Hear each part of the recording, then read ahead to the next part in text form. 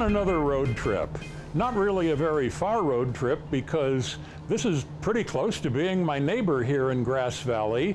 I'm here with Sean Baker at Bear River Glassworks, and he's one of the early testers of the torch Armadillo, and one of the, waving at you, one of the nice things about this facility is that they have a large Litton floor mount lathe, and in the past the other testers have had smaller lathes, bench mount lathes, and I wanted to see, well, what would it take to mount it to a large one.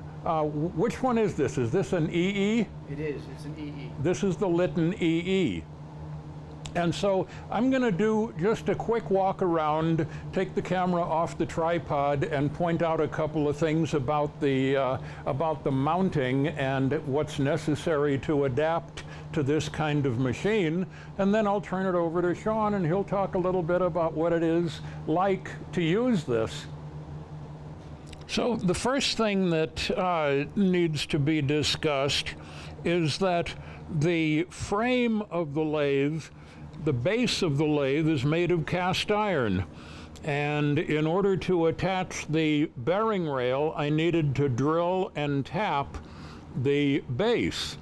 Now, some of you may be really nervous about, oh no, I don't want to drill and tap the base of my lathe. Well, it's no big deal. Cast iron drills and taps real easily, and it certainly won't affect anything of the strength of the lathe base. And, you know, if you really don't want to drill and tap your lathe base, then I guess you'll have to come up with a different solution.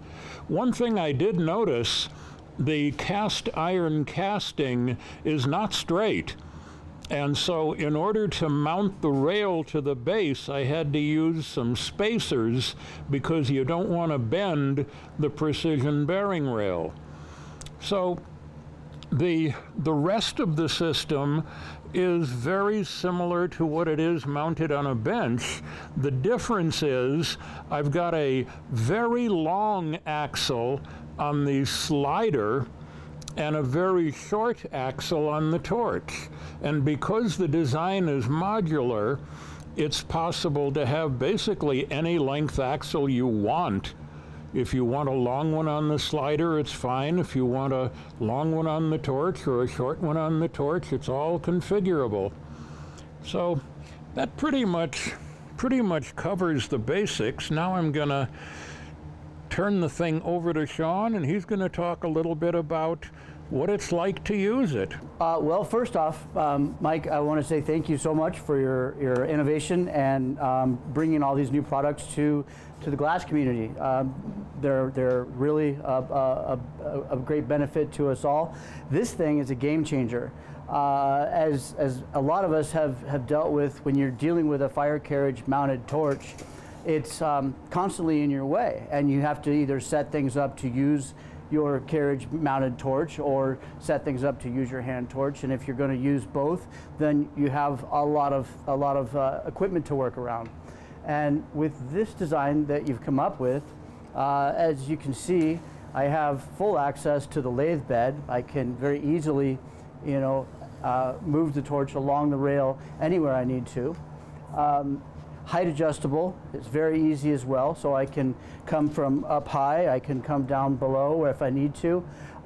And probably one of the best features that I've noticed so far is that the whole thing drops right down out of the way and allows me to use a hand torch without being encumbered by the cradle mounted burner. I can get in as I need to from either side very easily.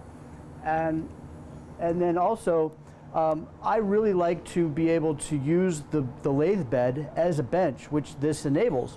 And when I drop the torch down like this, I have rollers here. I can, if I have a piece that I'm putting into the lathe that I'm about to assemble or use in assembly, I can check how straight it is. I can change all that. I can even create sections, prep sections here, working as if it were a bench, you know, setup, without having to go back to my actual bench and work from there. So it's really, it's been a game changer. The one thing that I have noticed that is I'm running into is that I do a lot of axe stacks, and then as I work my way down the rail here, the fire carriage wheel does get in my way, so it would be beneficial if I were to remove the fire carriage so that I could use the rest of this 10 inches of rail here and actually get the torch all the way to the back without having to switch around like such. It's not hard to do, but I do notice that I think overall the fire carriage is a little bit of a relic in this setup, and maybe best if it were removed.